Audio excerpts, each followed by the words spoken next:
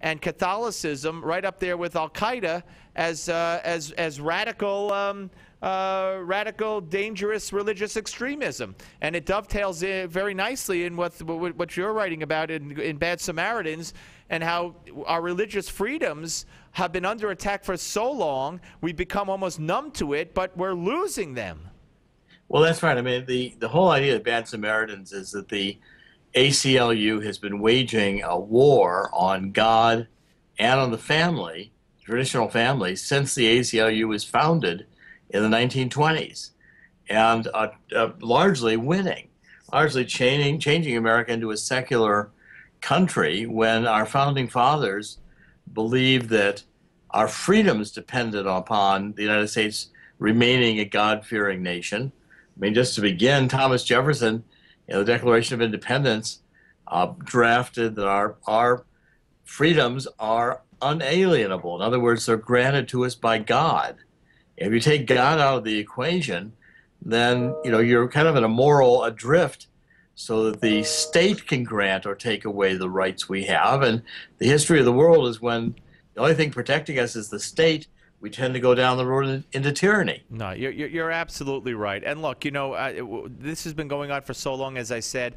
Just about every kid learns in school, and this sets the table for the ACLU and makes it that much easier. Every kid is taught, every newscaster will tell you and utter the phrase separation of church and state, as if that's in the Constitution. It's not only not in the Constitution, but having a cross in a public place has nothing to do with the church and state. It has nothing to do with what is in the Constitution, which says the state shall establish no religion.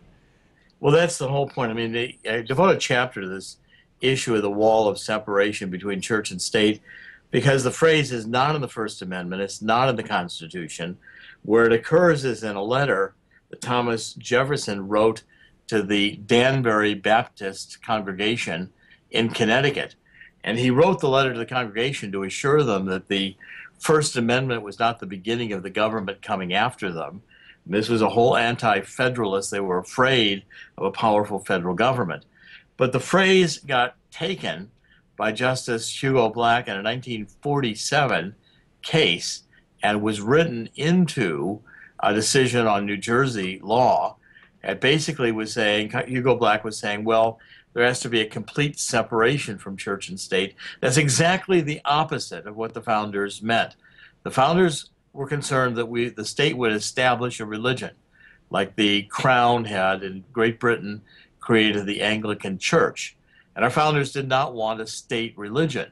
But the second part of the freedoms in the First Amendment, religious freedom, is that the state's going to provide for freedom of religious expression, which creates a positive responsibility for the state to be involved to make sure all religions are openly able to express themselves, have open access to the public square. The First Amendment is actually about empowering religion to be in schools, to be in the public space, to be able to be exhibited in America. That's what our founders wanted.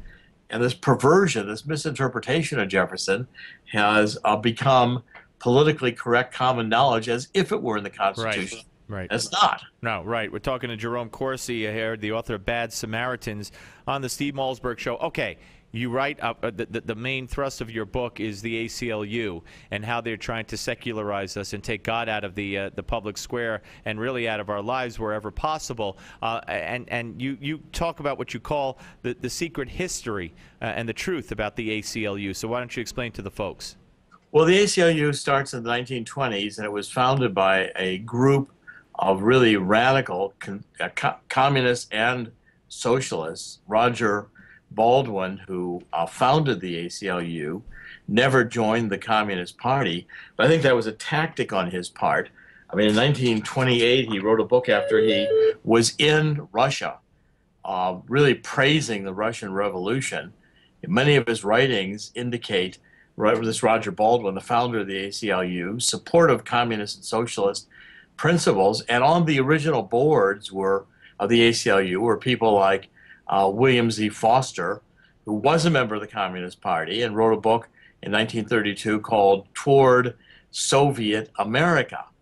So I mean, the roots of the ACLU were a radical political agenda based in the socialism. That's a secret history, and it was premised on, as Marx said, well, religion's the opiate of the people, and of course, you can't have a traditional family. You need to have children be raised by a collective, as now MSNBC is telling us. Yeah, we played that and had a big debate about that yesterday. Yeah, absolutely. Melissa Harris Perry, who also, by the way, also has expressed disdain for what she calls this thing when holding up something representing a fertilized egg to her. She calls it this thing. So she's got problems all her own. But Jerry, talk about when I hear atheists go to court. And Right. of course, the ACLU, inevitably takes their case, and it's almost obligatory.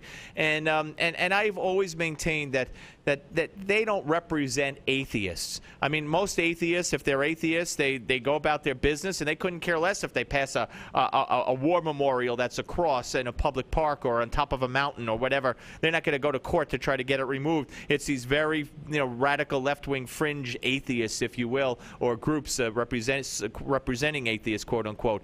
But the ACLU, I mean, who do they represent? If you took a poll of really people who believe what the ACLU stands for and what the ACLU actually has gone to court to try to do, it's again a very small, radical, left-wing minority fringe in this country. It's a misnomer when people say the ACLU and they think, wow, that's a real great organization because they're on our side. Most people wouldn't feel that way if they knew who exactly they were.